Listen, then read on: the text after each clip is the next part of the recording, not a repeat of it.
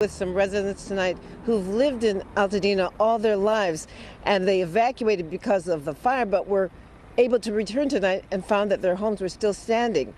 But given the stunning loss of thousands of homes and businesses in this community, there's still a shared feeling of loss. Subo kayong palandungon, nahitabo dito sa South California. Daghan kayo ang nawad-an og kabtangan, panimalay, nasunog ilang mga gipaningkamutan silang ilang kinabuhi, nasubuta sa nahitabo. O nagkalain-lain ang reaksyon kung atong basahon ng social media. Sa atong mga wall makakita ta nga naay mga tao sad nga nagingon nga judgment na sa Dios or paghukom na sa Dios ang nahitabo tungod kay 48 hours before nahitabo ang sunog, nay usa ka awarding ceremony, gitawag sa Golden Globe Award. Ang ilang host nga babae, there are several times nga gibanggit niya ang pangalan sa Dios, and then nabugal-bugalan ang pangalan sa Dios, and then people of different denominations, religions, said that it is already a judgment of God of what had happened in that Golden Globe Award. Kung paghukom siya sa Diyos or silot gikan sa Diyos, wala ta kabalo, but one thing for sure, there are those people nga homeless, and one thing for sure that there are those people in that area nga nagtuo sa Diyos. And naay mga gisulti katong babae nga ang ilang town is a godless town, but the truth is after sa sunog, there are people that was interviewed, katong mga tao nga wala na appeal sa sunog ilang balay, and they were interviewed, and then I see nga dili tanan di ay didto nga mga tao sa lugar dili mo tuo og Ginoo.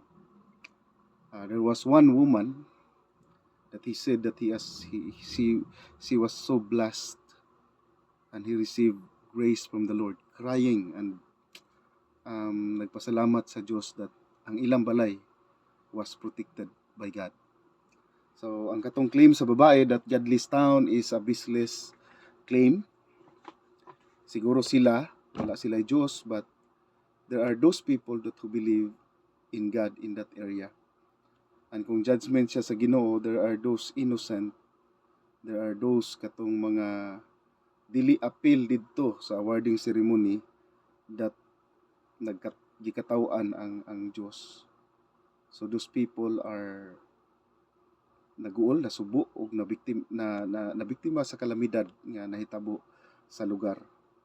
And gusto lang nako i-share, ganahan ko mo share og scripture that comes to my mind kay tungod kay ang lugar manggod is the first place nga nahitabo ang sunog is prestigious kay nga lugar. Gipuy-an siya sa mga daghan nga kanang mga tao nga ilado, artista, adunahan, daghang kabtangan, and this scripture ni gubak sa akong mind ba. And this is very important scriptures nga dili nato dapat makalimtan because mao ni siya gisulti sa atong manluluwas, sa atong Ginoo nga si Jesucristo. Matthew chapter 6 verse 19 hangtod sa 22. Na siya gisulti bag-o pa siya sa iyang mga disipulo, those who will follow him. Na siya gisulti, and sometimes mong sa atong kinabuhi, especially sa atong panahon karon nga lisod ang pagpangita o panginabuhi, and mahal na kayo mga palaliton, and especially Filipinos gikanta sa pagka-ulipon sa mga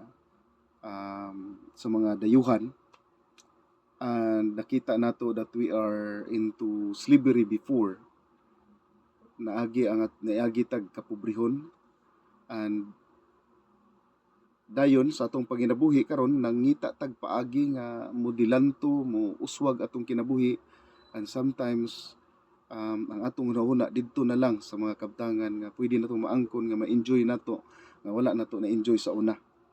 And this scripture reminds me of a very important thing, reason nganong naata diri sa kalibutan, and Jesus Christ warned us or encouraged sa iyang mga disipulo katong sumusunod niya nga mo ni siya atong buhaton. Verse 19 ingon siya, "Lay not up yourselves treasures upon earth, where moth and rust that corrupt, and where thieves break through and steal." Ingon siya, ayaw kamo pagtigom og bahandi sa kalibutan nga ang moth and taya mukurap ug ang kawatan magasulod ug magakawat. And then ingon din siya verse 20, "But lay up for yourselves treasures in heaven, where neither moth nor rust that corrupt, and where thieves do not break through nor steal." But pagtigom kamog bahandi nga dili madugta, dili madaot sa taya, o dili makawat sa kawatan. Verse 21, "For where treasure is, there will your heart be also." Kung ang asa ang imong kabtangan o asa ang imong bahandi, tuwa sa didto ang imong kasing-kasing. "The light of the body is the eye. If therefore thine eye be single, thy whole body shall be full of light." Now, it reminds me, sa diyang naitabo ang sunog, o nahibaw-an nato ang lugar is daghan kayo ang mga adunahan, daghan kayo ang mga daghag kabtangan, and it reflected me sa atong panahon karon that ang atong hunahuna is so focused on getting dako nga balay, sakyanan, or dapat mahimo tang mas kwartahan kaysa atong silingan para sa atong kaugalingon. And sa atong panahon karon, our people are working 8 to 5 or napay mga overtimes, and others working ang ilang gabi hangtod sa buntag, and wala na'y panahon sa kaugalingon gani, because of those things nga gusto natong kabuton or gusto nato nga makuan ang atong mga panginahanglan. Walay dautan ana, but ang dautan is kung makalimot ta pagtigom og bahandi nga panglangit nga dili madaot sa taya ug dili makawat sa kawatan. So ningon dayon si Jesucristo, kung asa ang imong gipakabahandi, naasa didto ang imong kasing-kasing. Na unsa man ni kaimportante ang bahandi sa langit ug unsa man ni ang bahandi sa langit. So sa Matthew chapter 25 na gisulti ang atong manluluwas gihapon didto sa iyang mga tinun-an. So nihatag siya og usa ka sa verse 34 sa chapter 25 sa Matthew, ningon siya, "Then shall the king say unto them on his right hand." So ingon siya, nay usa ka hari nisulti sa iyaha sa kanila ngadto nga naa sa iyang tuo nga kamot. Ingon siya, "Come ye blessed of my Father, inherit the kingdom prepared for you from the foundations of the world." So ningon din siya sa iyang katong mga naa sa iyang tuo, ing kaning hari, "Ali kamo mga gipanalanginan sa Amahan, og ipanunod ninyo ang gingharian nga andam para kaninyo bag-o pa ang paglalang sa kalibutan o pagtukod sa kalibutan." So, ngano maning they are blessed, na day pangutana, nganong napanalanginan man ni sila o pagatagaan man sa gingharian nga andam para kanila gikan pa sa paglalang sa kalibutan. Verse 35 ningon din siya, unsay reason? "For I was hungered, and ye give me meat. Kay nagutom ko, o gitagaan ko nimo og karne. I was thirsty, and ye gave me drink. Giuhaw ako, o gitagaan mo ako og ilimnon. I was a stranger, and ye took me in. Dumuduong ako, ug imo kong gipasulod. Naked, and ye clothed me. I was sick, and ye visited me. I was in prison, and ye came unto me. Hubo ako, ug imo kong gihatagan og sapot. Nasakit ako, I was sick, and ye visited me. Nasakit ako, o gibisita mo ako.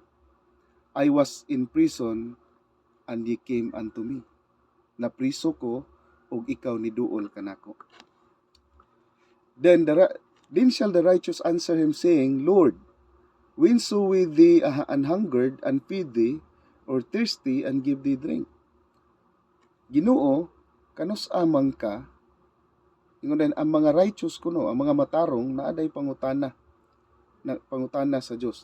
Nisulti sila sa Ginoo. Ningon sila, kanus aman mi nakakita nimo nga gigutom, unya gipakaon ka namo. Kanus amang ka giuhaw, unya gitagaan ka namo og tubig nga ilimnon. Sa verse 38, when saw we thee a stranger, kanus aman mi nakakita nimo nga dumuduong, and took thee in, o gipasulod ka namo, or hubo, o gisininaan ka namo. Verse 39, or when saw we thee sick, kanus aman mi nakakita nimo nga nasakit, or napriso, o niadto mi kanimo. And then the king answer and say unto them, ang hari nisulti, nitubag, o nisulti ngadto kanila, sapagkat tinuod ako musulti kaninyo, inasmuch as ye have done it unto one of the least of these my brethren, ye have done it unto me. Kung unsa ang imong gihimo sa pinakaubos nako nga igsuon, gibuhat na nimo kanako. So kung atong tan-awon sa Matthew chapter 6, nagsulti ang Ginoo that we have to lay treasures in heaven, neither moth nor rust that corrupt, and where thieves do not break through nor steal. Kung mangutana ta, unsa man ni siyang treasures of heaven that cannot be? Unsaon nato pag dawat kaning bahandi sa langit nga dili makawat ug dili madaot sa taya? And I think Matthew chapter 25 is the answer. So ningon siya, gutom, uhaw, napriso, nasakit, gutom, gitagaan nato pagkaon, giuhaw, gitagaan nato og tubig para mainom, dumuduong atong gipasulod, nasakit atong gibisita, napriso atong niadto ta kaniya. So kung atong na makita ani nga scripture, mauni sila ang pinakaubos nga atong mga igsuon. Gigutom, giuhaw, napriso. Sometimes isip tao, mas mapasigarbuhon ta ang atong gitagaan og importansya, atong gibisita, atong gipakaamigo, atong giatiman kadtong mga tao nga taas sa komunidad. Kung dato gani, proud kay ta nga amigo nato, proud kay ta nga kasalimuha nato. And sometimes kung makita ta og mga pobre, mga luoy kayo nga mga tao, hugaw ang sinina, nagpakalimos sa dalan, hugaw ilang sinuluban, sometimes most of the people likayan pa na sila. But sa gitudlo ni Hesukristo, that is an opportunity for us to serve them. And if we serve them, we are laying up treasures in heaven nga dili makawat sa kawatan o dili madaot sa taya. Now, mugubak ta didto sa nahitabo sa California, South California, sa dakong sunog didto, daghang kayong kabtangan nga nawala, nasunog, mga sakyanan, kwarta nga naas balay gibutang, nga sunog, naugdaw, o daghan kayo ang naghilak, nasubo, tungod kay ang ilang gipangningkamutan sa ilang kinabuhi nawala. Diha nato mapanamitan kung unsa atong gipahandi diri sa kalibutan. Kay kung kana atong gibahandi sa kalibutan, it testifies, the thing that happened testifies that those temporary things nga atong gibahandi diri sa kalibutan pwede mawala anytime. Ang mga tao nagpuyo didto, they were busy in their business. They do not have any idea that those things will happen to them at that day. Wa sila nagdahom. Walay nagdahom nga mahitabo to. But that is a testament, that is a testimony nga makita nato that unsay gisulti ni Jesucristo ningon siya na siya sa verse 6 mobalik ta ningon siya, lay not up for yourselves treasures upon earth. Those things are treasures upon earth, where moth and rust that corrupt, and where thieves break through and steal. Pwede makawat, pwede masunog, pwede madugta. So ningon siya, lina treasure. Dili sayop siguro ang pagtigom ato nga bahandi kung ato itong siyang gamiton para pagpainom sa mga giuhaw, para sa pagpakaon sa mga gigutom, o para sa pagpasulod sa mga dumuduong, para sa pag-adto sa mga napriso. Siguro ang mga napriso kanang mga kriminal, ubos atong pagtan-aw sa ilaha. But niingon yun ang Diyos, niingon si Jesucristo, what you have done unto the least of these my brethren, meaning to say, bisag criminal pa na, bisag gikan pa na siya sa prisuhan. That is exactly the lowest, makaingon ta lowest, pinakaubos nga igsuon ni Jesucristo. Ningon siya, what you have done unto the least of these my brethren, ye have done it unto me. And if you take good care of those least among us, kung ato silang serbisyuhan, ato silang alagaran, ningon si Jesucristo, what ye have done unto the least of these my brethren, ye have done it unto me. And in the blessing that is written in Matthew chapter 25 verse 34, then shall the king say unto them on his right hand, those people that will serve the least will be found in the right hand of God. And then the king will say, come ye blessed of my Father, inherit the kingdom prepared for you from the foundation of the world. That kingdom, that treasure, is the treasure that cannot be corrupted by moth and by rust. And the thieves cannot break through and steal. And that cannot be devoured by fire. So, I hope nakatunan nato ni siya that while we are doing things para preparahan ang kaugmaon sa atong mga pamilya, tagaan nato silang maayong panimalay, tagaan nato silang maayong kahimtang. Please, do not forget to lay yourselves treasures in heaven. And to lay ourselves treasures in heaven, simply kayo, ang gisulti ni Jesucristo. Now, remember, there is no religion mentioned here. But the one is mentioned, ani, is to take care of those who are the least. Sa pinakaubos, mga masakiton, mga giuhaw, mga gigutom, mga napriso, mga walay-balay, mga dumuduong. So, kabalo ko nga, there are lots of signs sa second coming sa atong manluluwas nga si Jesucristo. The prophecy that was stated in the scripture, in the Bible, the Old Testament, New Testament, nahitabo na sa atong panahon karon. There are lots of testimony about Christ. There are evidences and testimony of the prophets.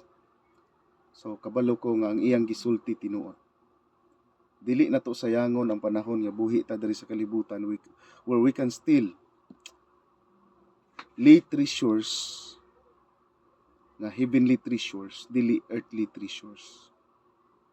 So hopefully nga we have the heart, mintras buhi pa ta sa kalibutan, we have the heart to visit those who are sick, those who are in prison. We have the heart to give drink to those who are thirsty, and to those give meat or pagkaon ngadto sa mga gigutom. And those treasures, dadto na nimo, it will be rewarded to you pag-abot sa paghukom ni Jesucristo. O kana lang akong gi-share sa inyo ha, in the name of Jesus Christ. Amen. Numbers just started flying almost like a rain of fire, and we decided it's time to go. Lifelong Altadena resident Jessica Ganiti sent her 12-year-old son to a safe place Monday, staying at home with her mother until conditions became dangerous. They feared their house had been destroyed. We didn't think there was going to be anything at all. And then we drive up the hill, and there it is. By the grace of God, there it is. The thought that it's still up there, it's just like, God, it's just so shocking to me. It's just like, oh my God. Their home somehow undamaged by the flames. It's emotional, right? How because you thought there's just no way. Yeah, we're truly blessed. But I'm so sad for everybody else that lives on the street because it won't be the same.